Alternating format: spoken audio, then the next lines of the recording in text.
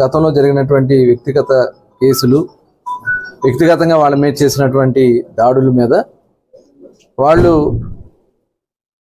హత్య జరిగితే అదేదో ప్రభుత్వ హత్యలాగా మసిపూసి మారేడు కాల్చాలని ముఖ్యమంత్రి చేస్తున్నారు. 11 రోజులు 11 ఎమ్మెల్యేలే. ఇవాళ నువ్వు అక్కడ వచ్చి రాజకీయం చేయడం కోసం ఏదో మాట్లాడుతూ ఉన్నావు. నిజంగా మైండ్ నుండి మాట్లాడుతున్నావో మైండ్ పోయి మాట్లాడుతున్నావో అర్థం కావట్లేదు.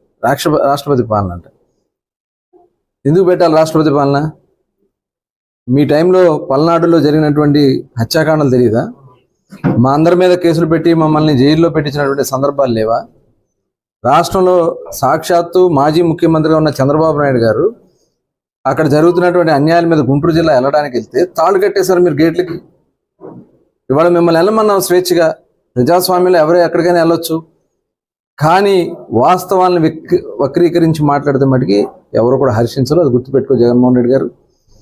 ఇవాళ స్క్రిప్ట్ ఇస్తే రాసుకుని మాట్లాడే వ్యక్తివి నువ్వు. దానికి నిన్న జరిగినటువంటి సందర్భం చూసాం. ఒక విలేకరి అడిగినటువంటి సమాధానానికి నువ్వు చెప్తున్నది మర్చిపోయి ఫ్లోకి అడ్డం పడ్డావు. నువ్వు ఒక గజనీలాగా మారిపోయావు. ఆల్రెడీ 5 ఏళ్ల క్రితమే ముఖ్యమంత్రి అయిన తర్వాత నువ్వు గజనీ అయిపోయావు. ఇక దాంట్లో వేరే ఆలోచన లేదు, ఇంకా మైండ్ లేదు. ఎవడో ఏదో చెప్తారు, వెళ్ళి ఏదో చేయాలి, ఇక్కడ అసెంబ్లీని ఎగ్గొట్టాలి. రేపు ఎల్లుండి నుంచి సోమవారం నుంచి 22వ తారీఖు నుంచి అసెంబ్లీ ఉంది. నీకు దమ్ము ధైర్యం ఉంటే వచ్చి అసెంబ్లీలో చర్చించు. నీ పాపాలో మా పాపాలో ఏంటో తెలుస్తుంది. గత ప్రభుత్వంలో చేసినటువంటి అరాచకాలన్నీ కూడా ఇవాళ ఉన్నాయి, చట్టాలు ఉన్నాయి మొత్తం. ఇవాళ ప్రజా సమస్యల మీద మేము వైట్ పేపర్స్ రిలీజ్ చేసాం. ఇలా గత ప్రభుత్వంలో చేసినట్టు తప్పిదాల మీద రిలీజ్ చేసాం. లేదని చెప్పు, నీవు వచ్చి అక్కడ అది చెప్పుకోలేక ఢిల్లీలో ధర్నా చేస్తా. ఏం జరిగిపోయింది? నువ్వు చేసినటువంటి తప్పిదాలే కదా ఇవన్నీ, సాక్ష్యాలు ఇవన్నీ. నువ్వు చేసినటువంటి తప్పిదాలకి ఇంకా దాన్ని ఒక్కొక్కటి మేము కంట్రోల్ చేసుకుంటూ వస్తున్నాం. ఎక్కడ కూడా ఇలాంటి జరగదు. నువ్వు ఢిల్లీ వెళ్ళినా ఇంకెక్కడికి వెళ్ళినా ఏమీ కాదు. ఇవన్నీ కూడా ప్రజలు తప్పుదారి పట్టించడానికి జగన్మోహన్ రెడ్డి లాంటి దుర్మార్గులు అనమాట. ఎందుకంటే ఇవాళ రాష్ట్రానికి పెట్టుబడులు వస్తూ ఉన్నాయి.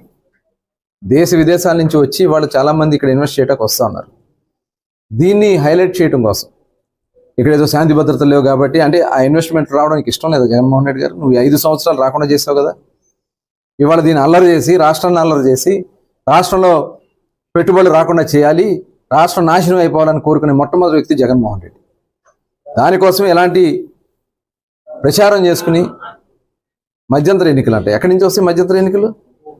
అసలు నీ మైండ్ నుండి మాట్లాడుతున్నావా, మైండ్ దొబ్బి మాట్లాడుతున్నావా?